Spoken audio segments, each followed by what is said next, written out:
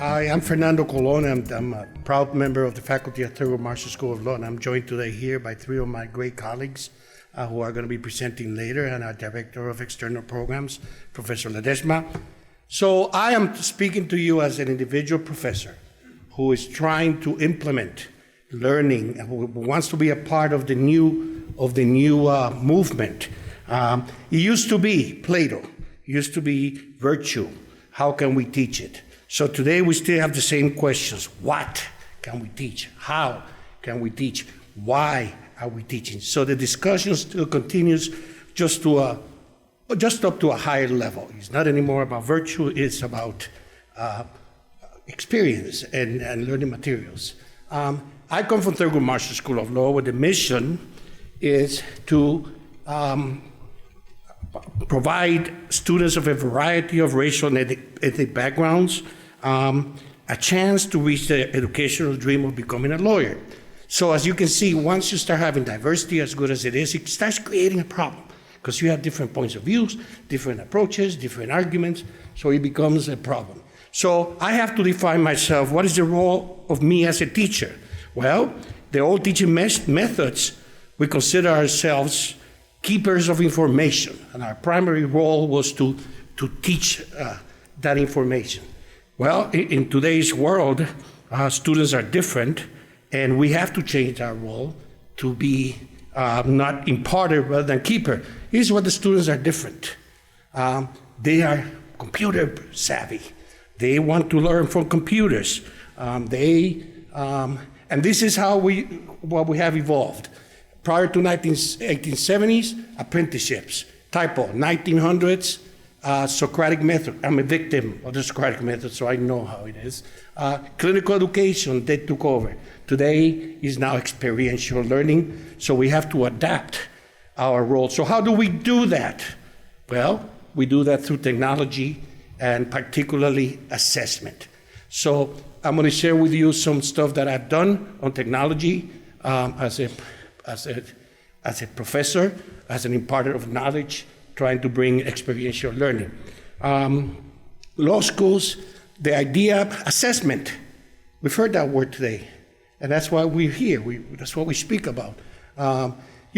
We used to teach at the end, and we're changing now. We want to do assessments in between so that when we get to the end, we know where the student is, rather than finding out at the end. So that's why we are trying to do measures in between.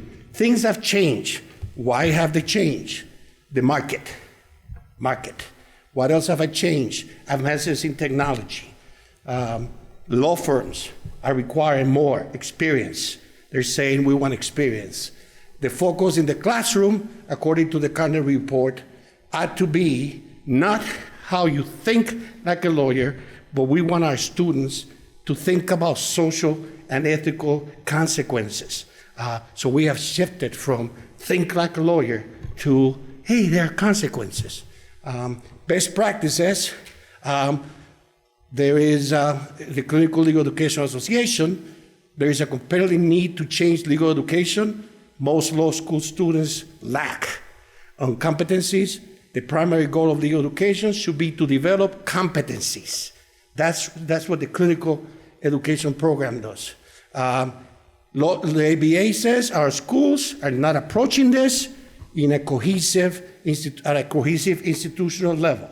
I must say, talking to all of you, that's not the case, particularly in my school with our Director of Assessment, Dr. Rudley. The academic knowledge base, the exclusion of developing skills is not good enough. You have to include them.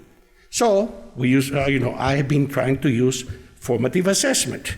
Like I stated before, by me testing them in between with formative assessment, I know where they are. So I use the clicker system. Now it's not clicker anymore. Now it's the phone and the computer. I test them before a unit, and I test them after. And that tells me what they learned and what they didn't learn. So I put this into effect with my sections in property. I compare section 2 in 2012 and 2013 because I developed. The first year, my methodology was not as good. So my goal was to see if the impact was any better. And the second time around, the results are going to show that they did improve. Now, statisticians tell me, but we don't know if it's significant to the X degree. To me, the fact that they improved is good enough. Leave it up to a statistician to determine that. So the results were very encouraging. First, what I do is identify every question is 70% or more of the class response, we move on. 35 to 70%, I have peer learning, and we run the question again. Less than 30%, we discuss it again. And recently, my tutors are required to do exactly the same thing every tutorial.